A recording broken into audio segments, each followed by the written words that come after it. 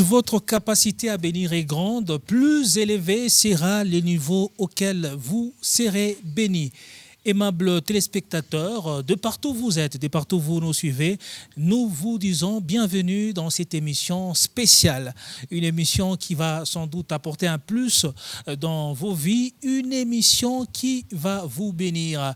Nous sommes ici à l'église Feu de Voran, cité de la Victoire. Alors nous allons nous entretenir d'un moment à l'autre avec les visionnaires de cette église, cité église Feu de Voran, cité de la Victoire, le prophète Samuel Deo Gracias. Avec lui, nous allons devoir parler de la vision, une vision que l'Éternel Dieu lui a donnée pour le peuple de Dieu, et il veut partager cette vision au peuple de Dieu, et nous parlerons également de l'action qui sera organisée, une action de prière, d'adoration prophétique qui se tiendra ici à l'église Feu de Voran en date du 25 juin 2023.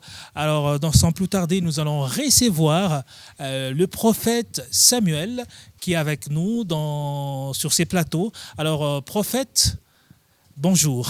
Bonjour, merci Monsieur Teddy. Bonjour. Vous allez bien, prophète? Oui, très bien, par la grâce de Dieu. Alors nous sommes chez vous, à l'église Feu de Voran, cité de la Victoire. Alors moi je vous connais, prophète Samuel Deo Gracias. Pouvez-vous encore apporter un plus de lumière sur votre présentation ou sur votre personne? Je suis un homme de Dieu, comme vous venez de le souligner.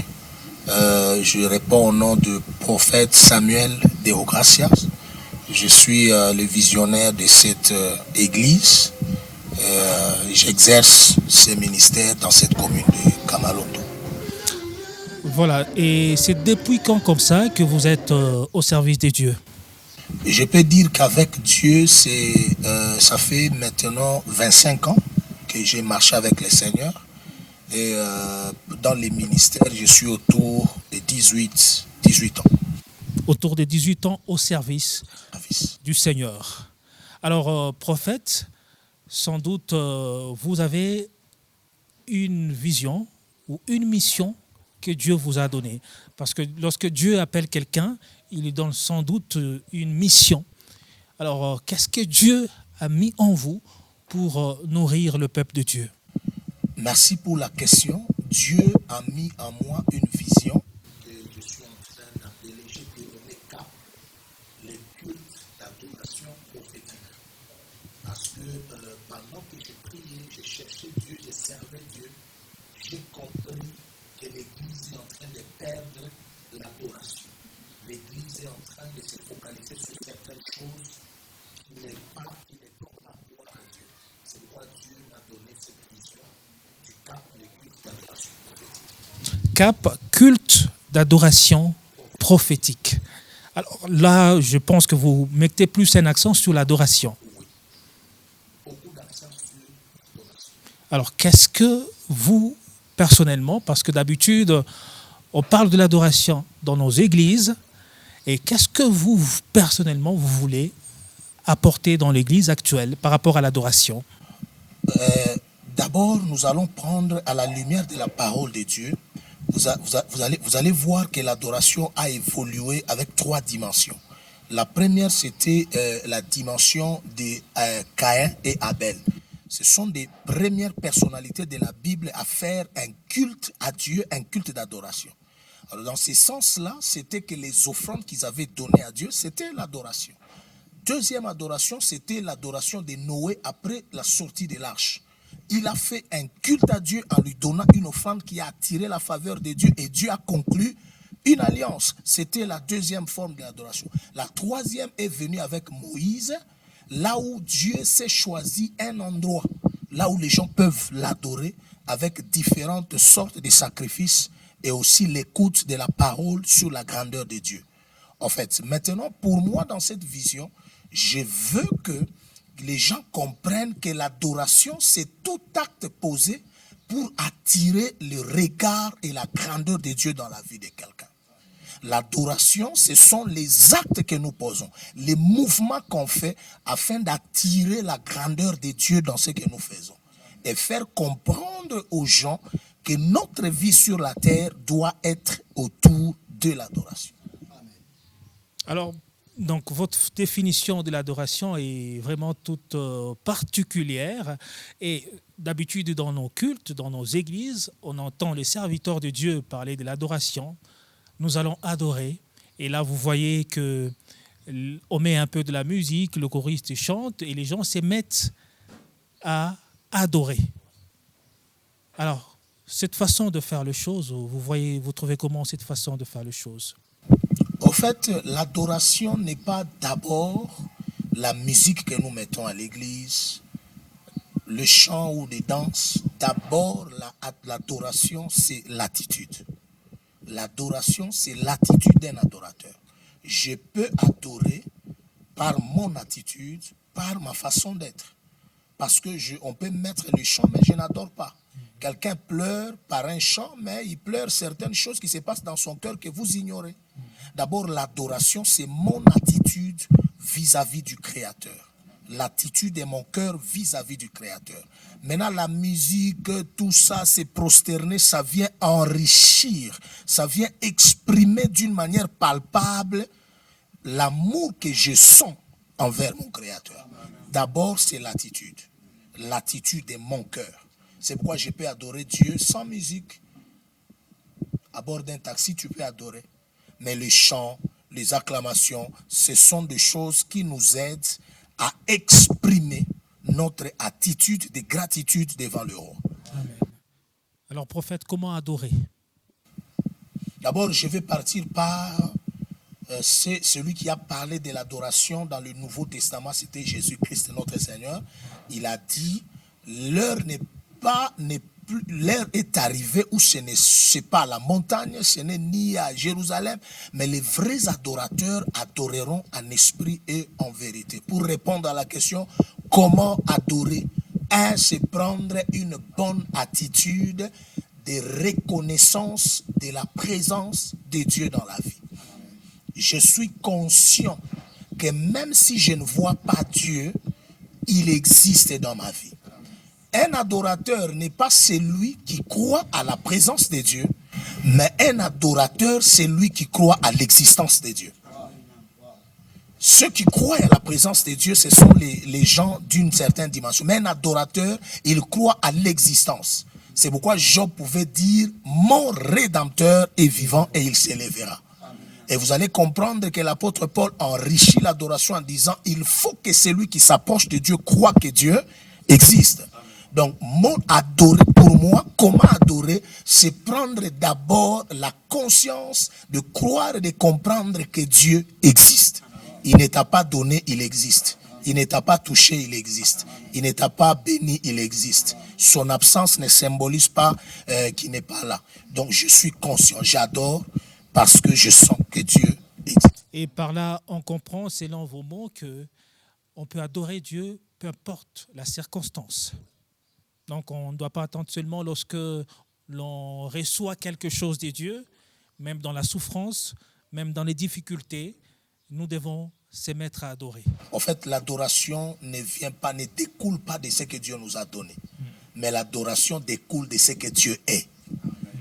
Donc, quand Dieu me donne, je dis merci. Ça, ce sont les actions de grâce, la louange, parce que j'ai reçu quelque chose de Dieu. Mais un adorateur n'adore pas parce que Dieu lui a donné. Il adore parce que Dieu est. C'est pourquoi David n'a pas cité des trucs, royauté, tout ça. Il a dit simplement, ta fidélité et tes compassions m'ont servi de bouclier. Amen. Donc, j'adore malgré les circonstances. Et lorsqu'on adore, il n'y a plus de place aux lamentations. L'adoration, c'est un langage de foi. L'adoration, c'est un langage de ceux qui croient que Dieu peut tout faire dans n'importe quelle situation. Donc, un adorateur ne se lamente pas. Et il ne se lamente pas. Il n'a pas de place. Il n'y a pas de place pour les lamentations dans la vie d'un adorateur. Et parlons aussi de l'Église et la posture à prendre lorsqu'on veut adorer Dieu. Quelle doit être cette posture? Nous devons savoir d'abord que notre Dieu est saint, notre Dieu est respectable, Même si nous avons dit qu'on doit adorer par notre attitude intérieure, la posture est très importante pour le respect du divin créateur. C'est-à-dire, la Bible nous donne l'adoration, ça, c'est prosterner. C'est laisser le trône de Dieu et vous autres là, vous vous jetez par terre pour exprimer votre dépendance vis-à-vis de Dieu. Donc, même la posture, à genoux, quelqu'un peut se prosterner, tout dépend de la manière dont tu sens. Qu'est-ce que tu sens en toi? Parce que l'adoration, c'est un code entre Dieu et l'adorateur. Le Dieu que tu adores peut te communiquer un code qu'il veut, une position qu'il veut voir dans ton adoration. Voilà. Donc la posture aussi, aller à genoux, se prosterner, lever les mains, ce qui compte, c'est l'état de ton cœur. Alors ici, à l'église Feu de Voran, Cité de la Victoire, vous organisez des cultes d'adoration prophétique. Comme ça sera le cas le 25 juin, ça sera un culte d'adoration prophétique. Alors, tout un culte pour l'adoration. Pourquoi? Parce que il y a des choses que nous appelons cultes à l'honneur de Dieu, alors que Dieu n'est même pas cité dans ces cultes-là.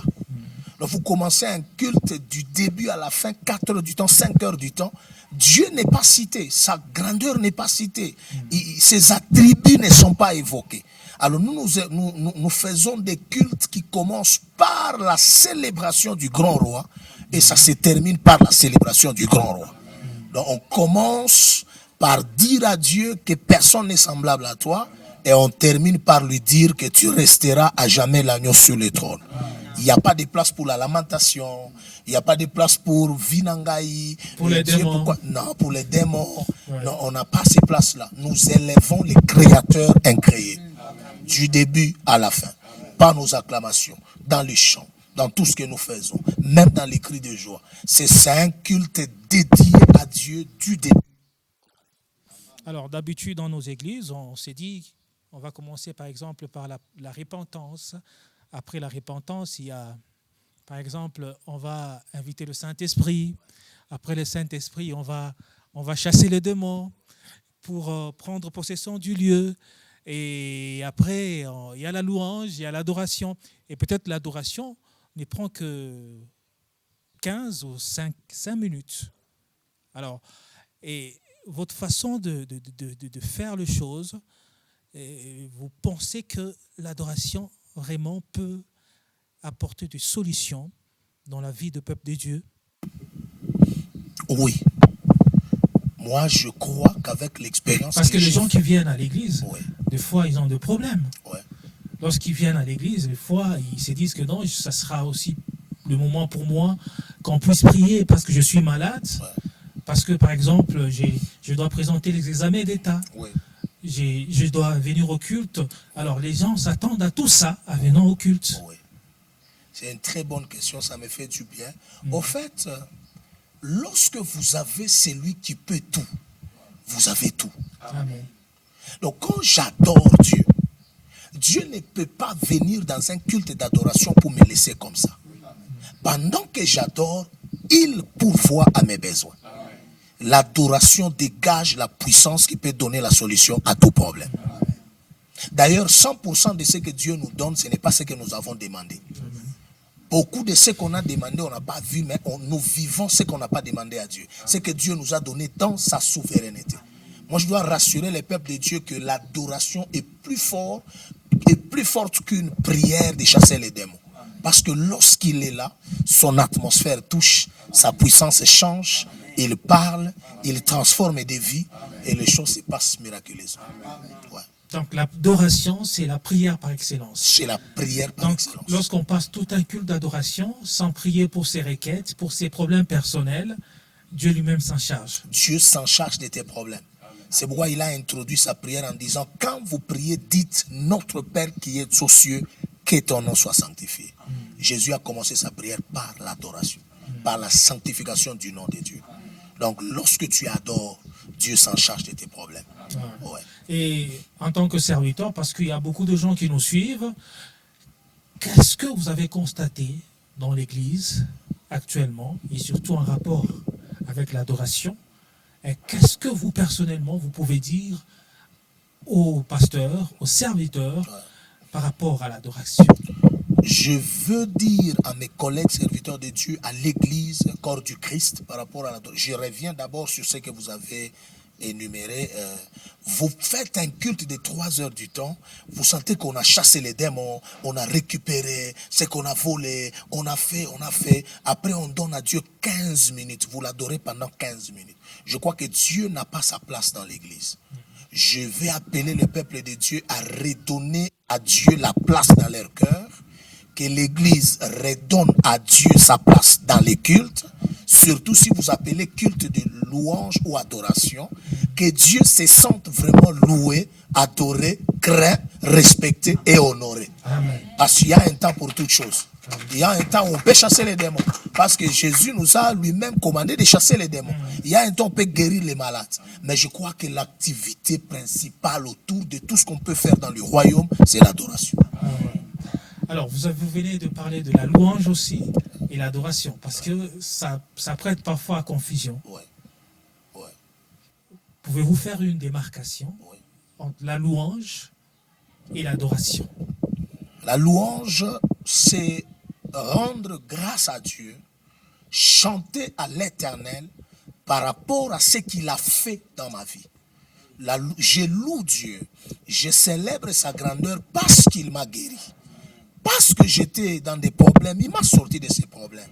En retour, je viens te louer. Je viens t'exprimer ma reconnaissance par rapport à ce que tu as fait. Mais l'adoration, c'est le contraire de la louange. L'adoration, c'est l'expression de ma foi. Je te reconnais comme Dieu même si je ne suis pas marié. Je te reconnais comme Dieu même si je ne suis pas guéri. Même dans les lits de l'hôpital, là, tu resteras Dieu. Tu n'es pas Dieu parce que j'ai pris, mais tu es Dieu parce que tu es Dieu. Et ce n'est pas moi qui t'ai créé, c'est toi qui m'as créé.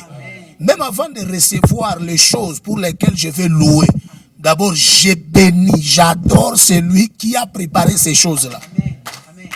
La louange, l'expression de la gratitude, de reconnaissance, mais l'adoration, l'attitude de foi et de la dépendance. Voilà. Et qui peut adorer? Est-ce que tout le monde doit adorer? Oui. Tout le monde doit adorer. Parce qu'il est écrit dans la parole de Dieu que l'heure vient et il est déjà venu où le vrai adorateur adoreront le Père en esprit et en vérité. Parce qu'on a toujours dit que tout le monde, la louange est l'apanage de tout le monde, tout le monde peut louer. Mais l'adoration, c'est réservé seulement à une certaine catégorie de personnes. Non, moi je crois que l'adoration n'est pas réservée à une certaine catégorie de personnes. L'adoration, c'est pour tout. Dieu veut qu'on l'adore, que le monde entier l'adore. Le combat entre le diable et Dieu, c'est autour de l'adoration. C'est autour de l'adoration. Mais maintenant, la Bible commence à mettre la différence entre les adorations et les adorateurs. Voilà. Donc l'adoration, d'abord, c'est l'apanage de tout le monde. Tout chrétien né de nouveau, qui a reçu Jésus-Christ comme Seigneur et Sauveur, il appartient désormais au 6e ministère qui est l'adoration. Parce que dans l'église, il y a 5 ministères. Mais moi, je ne peux pas être pasteur, tu ne peux pas être évangéliste, mais l'adoration, moi, je les nomme le 6e ministère de tout chrétien. Mais maintenant, la différence, Dieu ne veut pas qu'on l'adore seulement, mais qu'on l'adore en esprit et en vérité. Maintenant, c'est quel esprit que Jésus parle? C'est l'esprit de l'homme. C'est quelle vérité que Jésus appelle vérité? C'est sa parole. La vraie adoration doit se lier, l'esprit de l'homme doit se lier à la vérité qui est la parole. Ça reproduit la vraie adoration. Le mariage entre l'esprit et la vérité produit une vraie adoration. Et là, ça montre que l'adorateur doit faire cette adoration tout en rapport avec la parole de Dieu. Ouais. L'heure vient où les vrais adorateurs adoreront en esprit et en vérité. L'esprit, c'est l'esprit de l'homme. Parce que quand vous êtes dans le spirituel, Dieu n'entre pas en contact avec le corps, il entre en contact avec votre esprit. Maintenant, cet esprit, lorsque Dieu vient dans votre esprit, il doit trouver la vérité de sa parole en votre esprit. Et ça crée la vraie adoration. Et par là, je comprends qu'un adorateur doit avoir une vie de sainteté. Oui, de méditation de la parole de Dieu. Une vie de sainteté, une vie de méditation de la parole. Parce que l'esprit, plus la vérité, produit la foi. Et ça produit la vraie adoration. Amen. Voilà, aimable téléspectateurs, vous comprenez qu'il y a de la matière avec le prophète Samuel Deo Gracias qui a reçu une vision de la part du Seigneur. En fait, il veut vraiment que l'adoration soit au centre dans nos cultes. C'est vraiment très important. Et déjà, ce 25 juin 2023, ici, à l'église Feu de Voron, Cité de la Victoire, il y aura un culte spécial d'adoration prophétique. Alors, on a parlé de l'adoration, vous avez dit adoration prophétique. Ouais. Pourquoi, à côté de l'adoration, vous avez ajouté le prophétique? Wow. En fait, j'ai ajouté le prophétique. D'abord, je dois définir le prophétique. Ouais. Le prophétique, ce sont les actes inspirés par Dieu au cours d'un culte. Ça s'appelle le prophétique. C'est l'inspiration. Deuxièmement, les prophétiques, ce sont les actes que quelqu'un pose avec assurance que ça se passe aussi au ciel. Je pose l'acte qui fait inviter Dieu en ça et ça produit quelque chose. Voilà les prophétiques. Alors, lorsque nous sommes dans un culte d'adoration, Dieu ne peut pas venir s'installer sans nous donner des orientations. Et ce sont ces orientations que j'appelle le prophétique. Parce que lui-même, il est le grand prophète. Donc c'est un culte d'adoration qui déverse les prophétiques. Ces prophétiques amènent la solution à la maladie, au truc. Donc, par là, je comprends bien. Si je comprends bien, c'est que si vous vous mettez à adorer, Dieu parle. Dieu parle. Il vous donne des orientations. Dieu vous donne des orientations. Dieu vous instruit. Il vous donne des voies que vous pouvez utiliser pour répondre aux besoins des gens. Donc on peut, en adorant, on peut recevoir de la part de Dieu des messages. Des messages, des orientations, des recommandations. Et tout ce qui vient par inspiration, on appelle ça les prophétiques. Ouais. Voilà, aimables téléspectateurs, vous comprenez, ça sera ce 25 juin 2023, ici à l'église Feu de Voron, Cité de la Victoire. Alors, ça sera un culte spécial qui va débuter de 8h à 12h, je pense. Et ça sera l'adoration et il y aura aussi, je pense, un message qui sera livré. Oui.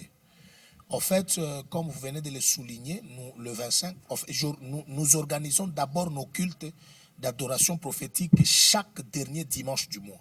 C'est chaque dernier dimanche du mois que nous avons choisi dédié à Dieu toute une journée, tout un culte. Là où il n'y a pas un homme qu'on célèbre, il n'y a pas de démons qu'on célèbre, on célèbre Dieu. Alors pour ce 25, nous allons parler autour d'un grand thème qui dit l'éducation de mon âme, l'éducation de l'âme. Je dois éduquer mon âme face à l'adoration. Alors ça m'épouse un peu de vous demander d'entrer un peu dans les développements d'un peu de mots de ce thème. La Bible dit, David, grand roi qu'il était, il a tellement vu de choses avec Dieu, mais à un moment, la nature de l'homme est ingrat, la nature de l'homme est orgueilleuse. Alors David voulait éduquer son âme en disant, même si tu vois la grandeur, même si tout le monde te célèbre, même si on te jette des fleurs, même si tu te sens abandonné, mon âme, bénis l'Éternel. Garde l'attitude de gratitude. Ce n'est pas parce que tu es dans des problèmes que Dieu t'a abandonné. Souviens-toi qu'il t'avait aidé hier. C'est ça l'éducation de l'âme. Soumettre ton âme à la volonté de Dieu. Alors, tout chrétien doit avoir une âme bien éduquée. Bien éduquée. L'Église a des problèmes aujourd'hui parce que nous avons les âmes mal éduquées. Ouais, il y a des âmes bien éduquées et des âmes mal éduquées. Et les églises qui ont beaucoup de problèmes, c'est parce qu'ils ont mal éduqué leurs âmes. Or, l'école n'éduquera pas ton âme. L'école t'instruit. Ça éduque ta personne pour te rendre utile à la société, pour te rendre utile dans ce pays. Mais quand tu éduques l'âme, tu te rends disponible devant Dieu pour qu'il t'utilise pour les autres. L'éducation de l'âme, c'est la préparation de l'homme intérieur à ce que ça soit une arme de destruction dans les mains de Dieu vis-à-vis du diable. Ouais. Et comment arriver à éduquer son âme? On arrive à éduquer l'âme par 3 moyens. Je crois que M. t'a dit, vous voulez me prendre toute la prédication du 25 mai. On évolue. Nous en fait, on éduque. Bon, en fait, je pour un peu essayer un peu de mettre un peu de l'eau dans la bouche. Oui. Je sais que vous aurez encore beaucoup de choses à dire Oui. le 25 dans la matinée. Oui. Alors, c'est aussi question de donner beaucoup de choses à ceux qui vont nous suivre. Ouais. En fait, l'éducation de l'âme commence d'abord, comme on a toujours dit que l'éducation commence par la maison. Donc, la parole de Dieu que quelqu'un entend, c'est une forme pour lui d'éduquer son âme. On me prêche la parole par mes pères, on éduque mon âme. Mais l'âme est beaucoup plus éduquée individuellement. Donc, à l'église, on me donne l'initiation à l'éducation de l'âme. Mais moi-même, je travaille sur ça en gardant l'attitude de gratitude, de sainteté, de sanctification, en méditant la parole de Dieu. Et surtout en séparant de ce qui fait mal et de ce qui rend gloire à Dieu. Parce que dans la Bible, il n'y a pas seulement ce qui fait honneur. Il y a des gens qui ont pleuré. Alors, je ne vais pas me focaliser sur les pleurs. Moi, je vais me focaliser sur l'attitude de ceux qui avaient la douleur, mais qui se sont dit, si je puis seulement toucher les pans de Sarah. C'est l'éducation de l'âme. Donc le pasteur me parle, il m'éduque, mais c'est l'homme lui-même qui doit assujettir son âme. Dire à son âme, ne sois pas rebelle, ne sois pas ingrat. Dieu est Dieu, dans n'importe quelle situation. Ouais. Et les avantages d'une âme éduquée? Les avantages d'une âme éduquée, une âme éduquée ne sera pas d'abord un problème pour les gens. Parce que je suis éduqué, je ne suis pas un problème pour les gens. De deux, les avantages des âmes bien éduquées, ils rendent l'œuvre de Dieu souple. De trois, ça fait que vous ayez une église adoratrice au lieu d'avoir une église de plaintive. Parce que lorsque les âmes ne sont pas éduquées, vous avez une église plaintive. Mais les âmes éduquées, ça vous donne une église des adorateurs. Voilà, aimables téléspectateurs, nous tendons vers la fin de cette émission spéciale. Une émission spéciale et nous sommes ici à l'église Feu de Voran, Cité de la Victoire, et avec le pasteur, le prophète Samuel Deo Gracias. Alors si on peut un peu se résumer par rapport à tout ce qu'on a dit, qu'est-ce que vous diriez par rapport à la vision et par rapport à l'organisation du 25 juin? Oui. Par rapport à la vision, c'est tout ce que nous venons de parler avec vous. Je crois que nous aurons beaucoup d'émissions à tourner ensemble avec vous, là où nous allons entrer en profondeur, en détail pour la vision. Mais comprenez seulement que la vision, c'est de ramener l'adoration au centre de l'Église. Ramener l'homme dans la volonté de Dieu. Parce que même l'activité principale autour du trône, c'est l'adoration. Il n'y a pas d'autre chose. Alors, par cette vision, je vais ramener l'Église corps du Christ dans l'adoration. Comprendre que l'adoration est la solution à tout problème. Et autour du culte de ces 25, nous serons ici, 7h45 mise en place terminée, 8h pile, le culte commence. Nous allons adorer de 8h jusqu'à 12h. Et il y aura bien sûr, comme on a dit, ce sont des cultes prophétiques. Il y aura des inspirations prophétiques par lesquelles Dieu touchera son peuple. Dieu va guérir les malades. Dieu va chasser les esprits malins dans les cœurs, des corps des gens. Il y aura beaucoup parce que nous avons vu la main de Dieu dans ces programmes. Oui, il y a tellement de choses qui se passent. Et M. Teddy, nous avons compris depuis que nous avons fait de l'église une église adoratrice, nous vivons des miracles sérieux. Amen. Ouais. Donc, j'invite seulement le peuple de Dieu à venir très nombreux. Ça sera un programme qui va bénir plusieurs personnes. Amen. Ouais. Voilà, aimables téléspectateurs, je pense qu'on est presque à la fin de ce numéro de l'émission avec le prophète Samuel Deo Gracias. Vous comprenez qu'on aura de temps en temps à tourner des émissions avec lui que vous aurez à suivre sur vos chaînes préférées. Alors, on va terminer, pasteur. Et qu'est-ce que vous pouvez dire pour terminer? pour terminer, nous rendons d'abord gloire à Dieu pour nous avoir donné cette grande vision.